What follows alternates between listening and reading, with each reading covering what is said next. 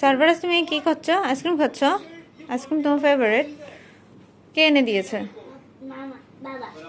আজকে দাদা এনে আচার দিয়ে দিলাম। আমটা মানে একটু টক ছিল বেশি, তাই আচার দিয়ে খেতেই ভালো লাগবে।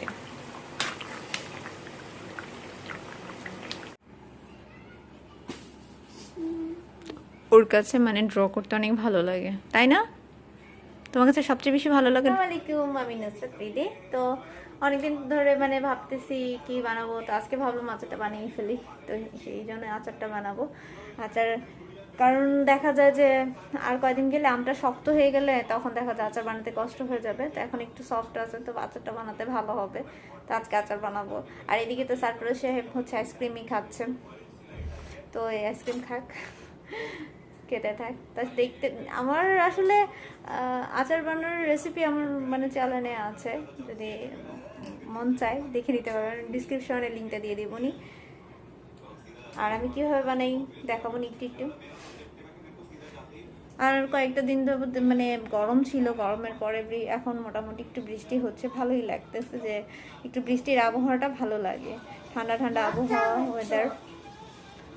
জারপ্রাজ আমার সাথে কথা বলতেছে, আপনাদের ভাইয়া একটু একটু কাজের জন্য একটু বাইরে গিয়েছে, চলে আসবে হয়তো এখনই।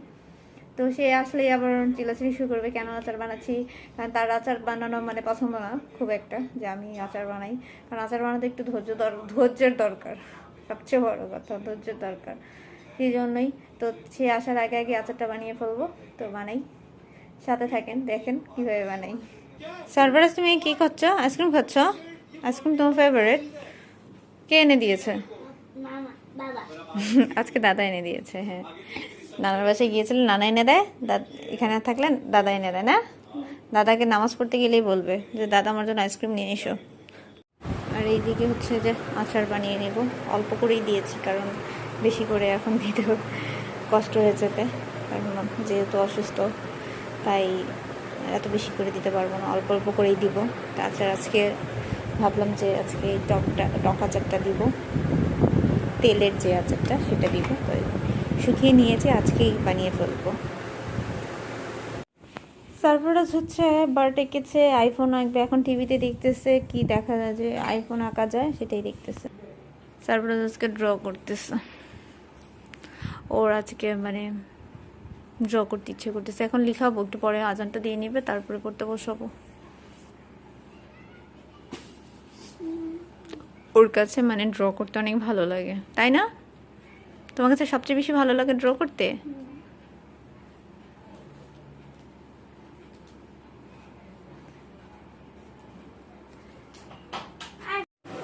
এই তো আজকে রান্না করে নিলাম মুরগির মাংস, আর এদিকে হচ্ছে কলা আর আলু নিরামিষ করে নিয়েছি, ডাল, পাতলা ডাল। ডাল তো না হলে আমার হবেই না, ডাল না করলে তো মানে একদমই ভালো লাগে না।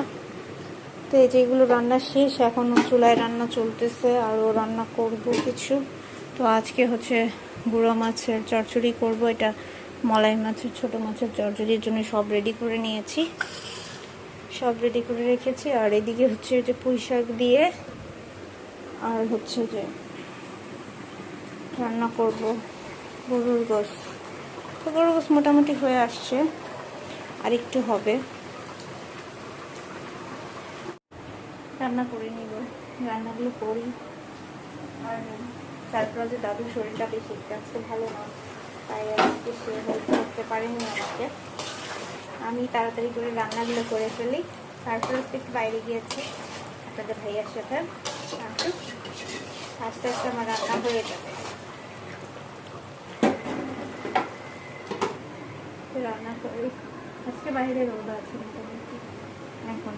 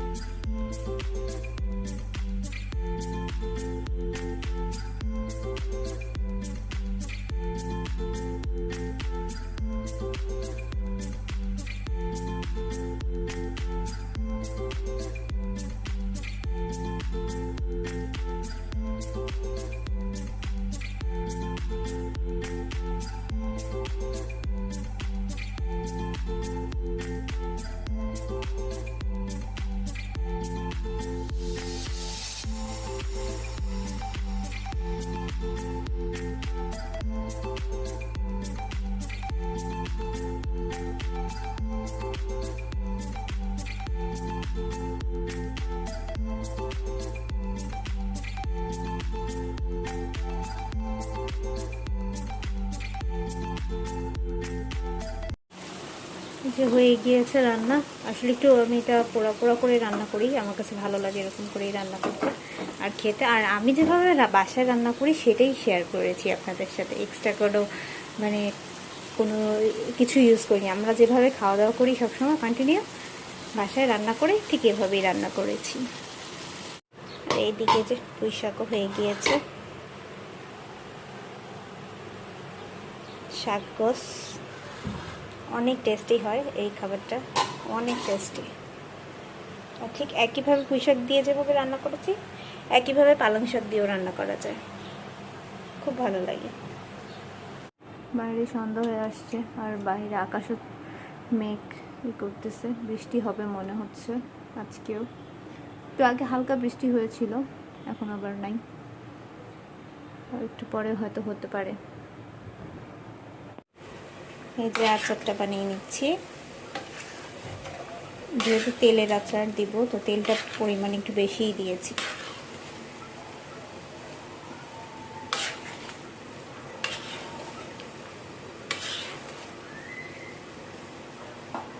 এটা আসলে একটু টক মিষ্টি আচার দিচ্ছি, অত মিষ্টি না, টকই বেশি, জাস্ট একটু চিনি দিয়েছি যাতে ভালো লাগে খেতে।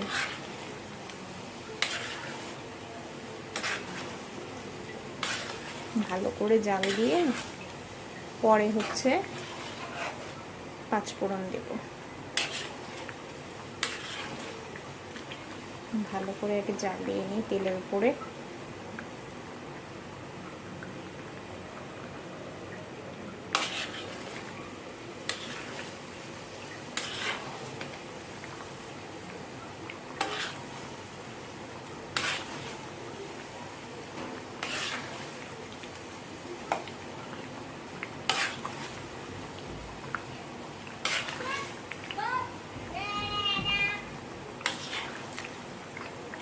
আর এই আমগুলো আসলে কেনা না, আপনাদের ভাইয়ার ফ্রেন্ডদের বাসার গাছের আম, তো সে দিয়ে গিয়েছিল অনেকগুলো, তো ভাবলাম যে এতগুলো আম তো আর এমনিতে খাওয়া যায় না, আচারই দিয়ে দিই, আচার দিয়ে দিলাম। আমটা মানে একটু টক ছিল বেশি, তাই আচার দিয়ে খেতেই ভালো লাগবে। এই তো আচার বানিয়ে ফেললাম, হয়ে গিয়েছে। তো তেলের আচার এটা দিলাম, এটা টক আচার।